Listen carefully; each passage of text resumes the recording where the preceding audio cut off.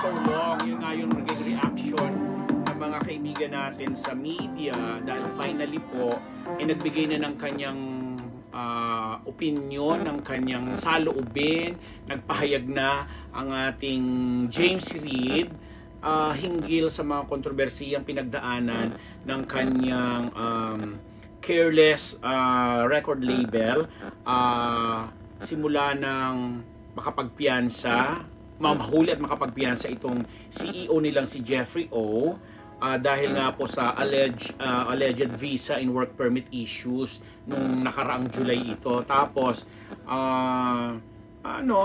maganda yung mga binitiwang pahayag ni James Reid, yung naging panayam niya kay kaibigan nating MJ Felipe sa TV Patrol, sa ABS-CBN News, and sinabi nga niya na and I quote, but honestly we just keep getting stronger.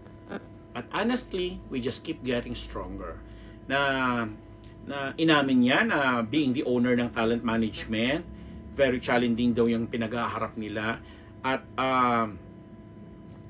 nagkakaroon sila ng ayun sa iba't ibang mga pakikipag-collab nila at pakikipag-trabaho nila sa mga ibang mga labels here and abroad. Sabi nila very fulfilling, very fun, and dito nga niya inassure doon sa mga fans naman ni Liza Soberano, kasi bilang si Liza talaga yung pinaka matatawag nating flag bearer ng Careless record label niya or production. Wag daw mag-alala kasi wala naman dapat ipag-agalala dahil patuloy pa rin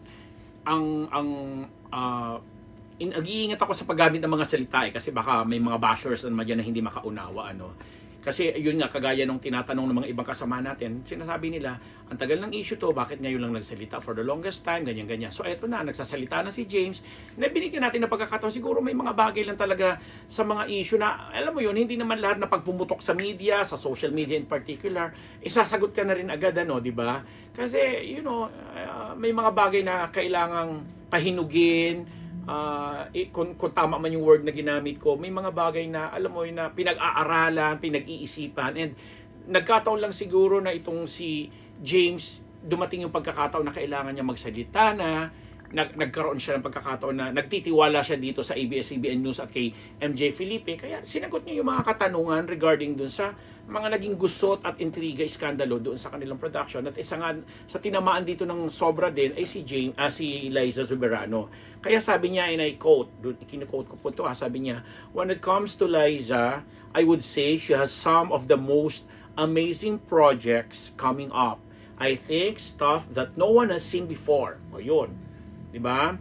And I just want to let all the fans know not to worry. There's nothing to worry about. She is preparing something very special for them. So they have something to look forward to. Yun ang pinagkadiin niya. Yun ang talagang sinabi niya. Diba? Sa kabilang dako, ito naman si Liza, talagang ni-reveal din niya sa isang related interview naman na ito na nga, babalita rin namin sa separate podcast. Yung binalita na din natin dito. Kaya po, nagpapasalamat po ako sa mga supporters, mga fans ng Lizken, ni Enrique Hill in particular, kasi naging maunawain sila, very supportive po sila dito sa ating Unbettable channel, dito po sa mga episode na ginagawa po natin. And again, naninindigan po ang Unbettable channel since day one. Hindi pa man pumuputok yung mga issue na yan na lagi kaming nakasuporta. Kaya pinasasalamatan ko po lahat po ng mga nagtitiwala at naniniwala sa mga ibinabalita po namin dito sa inyo tungkol nga po or hinggil nga po kina Liza Soberano, Enrique Hill at kay James Reid, na talaga namang eto na, parang na-vindicate din ako in a way doon kasi may mga pagkakataon before na talagang kini-question din yung credibilidad ko. May mga kasamahan tayo sa panulat na talagang bakit mo kinakampihan yung mga yan, mga ganito yan, mga ingrato, mga walang utang na loob, chuchuchuchu, and so on and so on. Kung nagpadala ako sa mga nila without even at least trying to dig deeper sa mga issue.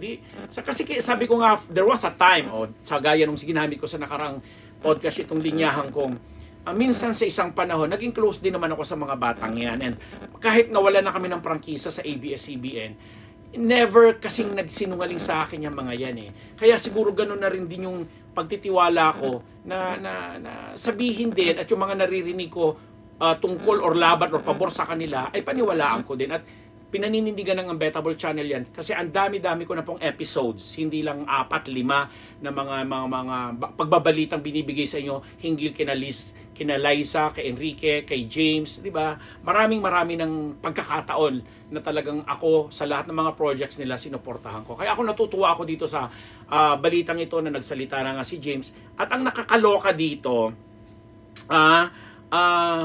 talagang nagsalita si James at nagulat siya na sinasabi niya na ikinagulat nilang mag-ama. Ang pangalan ng kanyang tatay ay Malcolm, si Ginoong Malcolm Reed, na na-involved dun sa pagka-aresto. Sabi niya walang katotohanan, hindi ang walang pinanggagalingan yung chismis na yan kung ano man yan kasi may chika, di ba, na sinasabi natin na nanahimik sila, ayaw nila magsalita dahil napabalita nga na yung tatay di umano ni James ang isa sa mga nagreklamo at nagsumbong pa nga o nag-report sa immigration office or mga officials na yun ang nagsumbong di umano na itong si Mr. O ay nandito sa bansa at nagtatrabaho at nagpapatakbo ng mga kumpanya na walang working permit, etc., visa, etc., at kung ano pa man. So sinasabi ni James, and again I quote dito sa interview, sinabi niya, I was shocked. Me and my family, especially my dad, we were shocked with a lot of the rumors that were coming out. Klinaro pa niya, simplest way to say it is, he had nothing to do with it, it's surprising and we can joke about it. Diba? Doon mo makikita na kahit na-upset sila, maraming mga misunderstanding na nagaganap, sinasabi niya na very supportive pa rin yung kanyang tatay at alam niyo mga challenges na hinaharap nila and naniniwala yung si Sir Malcolm sa vision ng kanyang produksyon. So, ang nakikita ko dito, talaga sigurong inilalayo lang nila sa sobrang toxic na environment, media man yan, social media man yan or what, yung kanilang mga sarili. Kasi nga, nagpapakabisi sila sa ibang bagay. And I'm sure nakukuha na nila to. May mga publicists sila, may mga nagtitiwala at pinagkakatiwalaan din sila mga nasa media or social media. At doon sila humuhugot ng ito yung totoo, kami yung nagsasabi at magpapahayag kami sa tamang panahon. And this time nga, nagpahayag na si James. So, good luck. Kami dito sa Unbettable Channel, wala kaming dapat patunayan, wala kaming dapat na ikwento pa kung ano dahil kung talagang nanonood po kayo sa amin regularly at napapakinggan ninyo po ang aming mga pagbibigay opinion, pagbibigay balita hinggil sa mga involved na ito, particular dito sa isyong ito, lagi kaming nakasuporta. Suporta ang binibigay namin, pangunawa din ang binibigay namin kasi sabi nga namin at the end of the day, lalabas din naman yung totoo at siyempre ganun talaga eh. Hindi man sila yung mainit ng mga celebrity sa panahon na to. Pero kahit papaano aminin na natin yan na nagmarka din naman sila sa industriya. Yun lamang po. Ako ang inyong lingkod, Papa Unbettable, Ambet Nabus. Maraming salamat sa mga sponsors, sa lahat ng mga subscribers, mga James Reid fans, lahat ng mga nagniniwala, mga Lizken fans.